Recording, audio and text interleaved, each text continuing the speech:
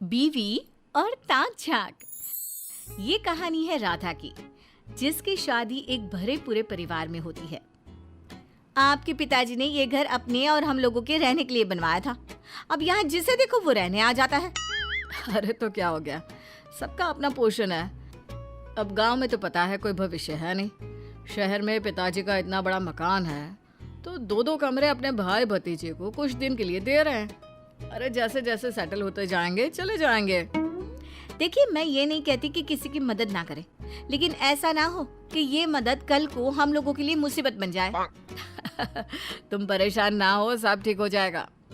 कुछ समय निकलता है कि एक रोज अचानक राधा के बाल गिरने शुरू हो जाते हैं। चाची, पता नहीं क्यों मेरे बाल झड़े जा रहे हैं। मैंने डॉक्टर को भी दिखा दिया, लेकिन वो भी कुछ बता नहीं पा रहे। बुरा न मानना राधा, घर इतने लोगों से भरा हुआ है। अरे किसी ने कुछ कर दिया हो तो क्या पता। सब तो यही चाहेंगे ना कि ये मकान उनका हो जाए, फिर चाहे तुम लोग गर्त में चले जाओ। हाँ, ये बात तो है। मैं ना चाची किसी बाबा को बुला कर लाती हूँ। पति के जाने के बाद राधा एक बाबा को घर लेकर आती है। अरे ये घर, इस घर में कोई कैसे रह सकता है? क्यों बाबा, क्या हो गया? इस घर में बुरी आत्मा का साया है। यहाँ कोई शुभ कार्य कभी नहीं हो सकता है। राधा परेशान हो जाती है और शाम को पति को सारी बात बताती है। तुम बाबा को लेकर आई थी? अरे राधा, क्या हो गया है? तुम तो पढ़ी लिखी हो। मेरे बाल लगातार झड़ रहे हैं, डॉक्टर भी नहीं समझ पा रहे कि क्या हुआ है। तो और क्या करती मैं? तुम इन लोगों को बोलो कि मेरा घर छोड़ के चले जाए। तभी वहाँ राजेश की चाची आती है। ये लो राधा, राजेश, मैंने इडली बनाई है, खा लो। वैसे तुम लोग अगर सहारा ना देते तो हमारा पप्पू कैसे पढ़ाई शहर में पूरी करता। हम लोगों के लिए तो तुम लोग ईश्वर की तरह हो। राधा तुरंत उन्हें झड़क देती है। ईश्वर होते तो यूं जादू टोना ना हो रहा होता इस घर में। मेरे बाल झड़े जा रहे, न जाने किसने क्या कर दिया है। अरे बेटा, वो तो मौसम बदल रहा है। बदलते मौसम में तो सबके बाल झड़ते ही हैं। अच्छा, चलती हूँ मैं। चाची सही तो बोल रही थी राधा, बदलते मौसम में सबके बाल झड़ते हैं। और देखा चाची कितनी दुआ दे कर गई, ये तुम्हारे बच्चों के काम आएगी। राधा को न जाने क्यों पति की बात समझ में नहीं आती। फिर एक रोज, माँ देखो ना, मेरे ससुर ने शहर में बड़ा मकान क्या बनाया। उनके सारे रिश्तेदार हमारे घर में एक एक करके रहने आ रहे हैं। पूरा घर एक छोटा सा मोहल्ला लगता है। आपको तो पता है घर में कैसे रहती थी मैं, मेरा कमरा बस। देख राधा, तेरा घर नहीं बंगला है। लोग 2 कमरों में संतुष्ट हो जाते हैं। तेरे ससुर ने तो 40 कमरों का मकान बनाया है। बेटा, परिवार में कोई एक भी तरक्की कर लेना तो पूरे परिवार को सेटल कर देता है। तेरे ससुर ने वही किया। तू खुद को भाग्यवान समझ कि तुझे लोगों की मदद करने लायक ऊपर वाले ने बनाया है। फिर सबका अपना अपना किचन है ना, कौन तेरे साथ खा रहा है? तुझसे तो माँ बात करना ही बेकार है। क्या बोलूं मैं, घर को धर्मशाला बनाकर रखा है रिश्तेदारों ने। राधा के जीवन का ये रोना अब परमानेंट हो गया था। अब वो ना अपने बच्चों पर ध्यान देती ना खुद पर, बस सारा दिन ये देखती रहती कि कौन क्या कर रहा है।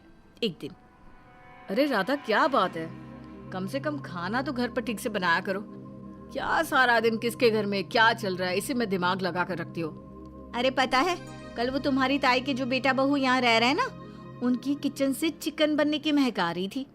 मैंने कहा देखो, पता है कि राजेश को पसंद है, लेकिन नाजी ना एक कटोरी भी ना देने आई। अरे ठीक है ना, चलो कोई बात नहीं, तुम खुद बना लेना। सोच तो रही हूँ। तभी राजेश की मामा की बहू आती है। राजेश भैया, ये लीजिए, मिठाई खाइए। भाभी आप भी। मेरे बेटे की नौकरी अमेरिका में लग गई है, हम लोग वहीं जा रहे हैं। आप लोगों ने इस घर में रहने दिया, सच में बहुत बड़ा एहसान था। आप लोग भी अमेरिका का प्रोग्राम बनाइएगा। राधा तो मानो इस खबर को सुनकर परेशान सी हो जाती है। अरे क्या हो गया राधा, तुम्हें खुशी नहीं हुई क्या? खुशी? मुझे अमेरिका बुला रही हैं। ये पूछो, मेरे घर में रहती थी लेकिन कभी मुझे अपने कमरे में भी नहीं बुलाया। नाना राधा कमरे में नहीं बुलाती थी कारण एक ही कमरा, उस पे भी बेटी की पढ़ाई चलती थी। टीवी तो मैंने कभी देखा ही नहीं इसकी पढ़ाई के कारण, और कमरे में लोगों को कैसे बुलाती। लेकिन सच कहूँ आज लगता है मेरी तपस्या सफल रही। अच्छा मैं चलती हूँ। उसके जाने के बाद बढ़िया आई, रहती तो मेरे घर में थी और मुझे ही नीचा दिखाने की कोशिश कर रही है। तभी राधा और राजेश का बेटा आता है। क्या कुशल, कैसी चल रही है नौकरी?